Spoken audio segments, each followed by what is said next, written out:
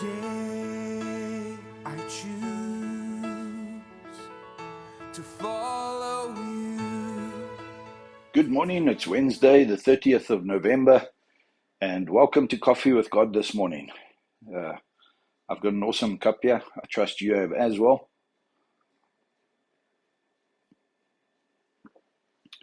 And if you have your Bibles, turn to 1 Thessalonians chapter 5 and verse 14. 1 Thessalonicense 5 verse 14. Now, God is so good to us. He even gives us instruction as to how we're to handle our relatives who come around for Christmas. It's always a stressful time when families get together. It's a wonderful time. It's a time of rejoicing and celebrating, but it's also a time when people who we haven't seen for a while get together, and we don't always get on. But listen to what Paul writes to the Thessalonian church here. Now we exhort you, brethren, warn those who are unruly, comfort the faint-hearted, uphold the weak, be patient with all. That fits Christmas time, family time, friend time so much, because you get all these various people. Now, I'm a little bit joking. What I want to share with you this morning is be aware of the people around you and what they're busy going through.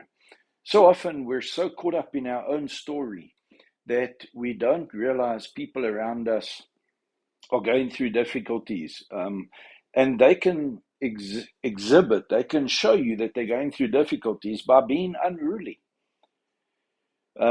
being faint-hearted, withdrawing and just isolating themselves. Uphold the weak and be patient with all. So as you go through today, just be aware of the people around you and listen to what they say, listen to what they're not saying, and see if you can't reach into their lives. And by being aware or by being interested in their story, in what they're going through today, you may meet somebody in the spa or in the Pick and Pay or the Checkers or the ShopRite aisle, and they're not themselves.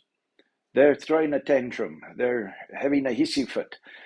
They could be just looking down and despondent and not themselves. They could be wanting to ignore you, wanting to kind of not see you. Be interesting to just think about what's brought them to that point instead of just judging their actions. This is Paul's closing exhortation to the church, and he tells them how to deal with other people. And he says in verse 15, see that no one renders evil for evil to anyone, but always pursue what is good both for yourselves and for all. And imagine if everybody went through every day pursuing what is best for the other person.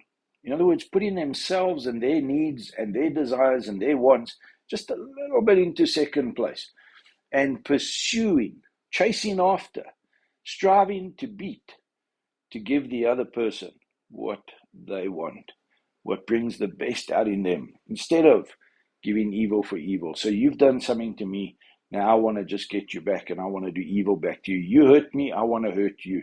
You ignored me, I'm going to ignore you. Paul's saying, let's get to know this story of the unruly, the faint-hearted, the weak, and in fact to be patient with all. And how do we do that? How do we do that?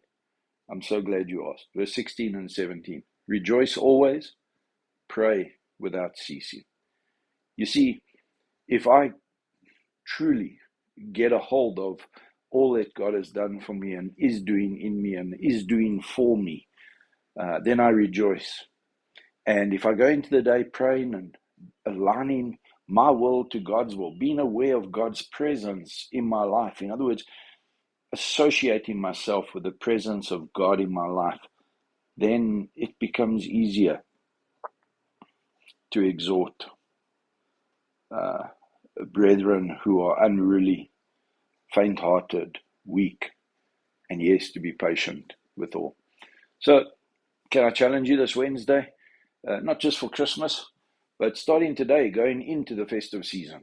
Remember, we're in Advent. We're anticipating the coming of the Lord Jesus Christ. He's already come, but it's just that season of the year where we stand still a little bit and we celebrate again the coming of Christ. Won't you share with people? Won't you get involved in people's lives? Won't you hear their story? Won't you at least think about their story? Instead of just judging their actions, their outward, what you can see. And someone said it, I don't know who, don't let one action define the whole movie. One scene in a movie doesn't make the movie bad. There's so many different scenes that go to make up that movie. And I guess what I'm saying is a person's life shouldn't be defined by one action. See the whole picture before you judge whether the person's a good movie or not. Have a wonderful Wednesday. May the Lord be with you and may the Lord bless you today. To follow you today.